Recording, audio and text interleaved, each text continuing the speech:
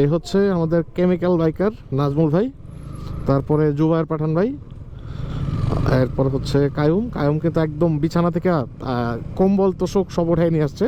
যেহেতু তাঁবু ক্যাম্পিংয়ে থাকা, মাটির মধ্যে থাকা লাগে, তাঁবুর মধ্যে থাকা লাগে, একটু কষ্ট হয়, বাট ও হচ্ছে একটু আরামপ্রিয়, যার জন্য ও বাসা থেকে সরাসরি ওর নিজের ব্যবহারের কম্বলটাই নিয়ে আসছে প্যাকেট করে।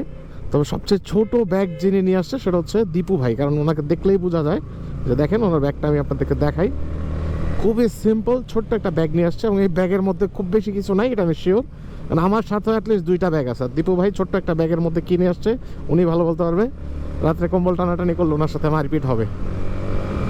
যাই হোক, এরপরে হচ্ছে সোলেমান দরিয়া ভাই, উনি কিন্তু মেইন কাজটা করতেছে। মেইন কাজটা হচ্ছে ওনার ব্যাগটা, যেটা নিচের ব্যাগটা দেখতে পাচ্ছেন, এটা কিন্তু অনেক বড় একটা তাঁবু, 20 ফিট বাই 8 ফিট এরকম একটা তাঁবু।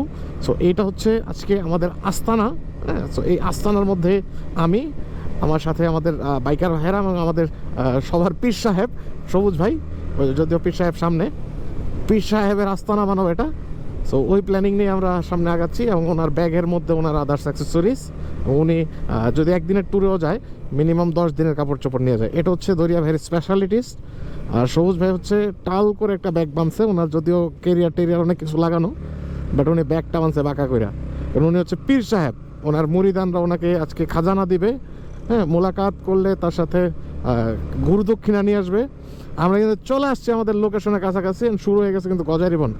সো এই রাস্তাটা যে কী পরিমাণ ইন্টারেস্টিং, এবং এই প্লেসটা আমি বুঝতেই পারতেছি যে একটা ব্লাস্টিং ইভেন্ট হবে, ব্লাস্টিং, কারণ অলরেডি কিন্তু একটা ভাইব চলে আসছে যে আমরা গ্রাম্য পরিবেশ জঙ্গলের মাঝখান দিয়ে যাব।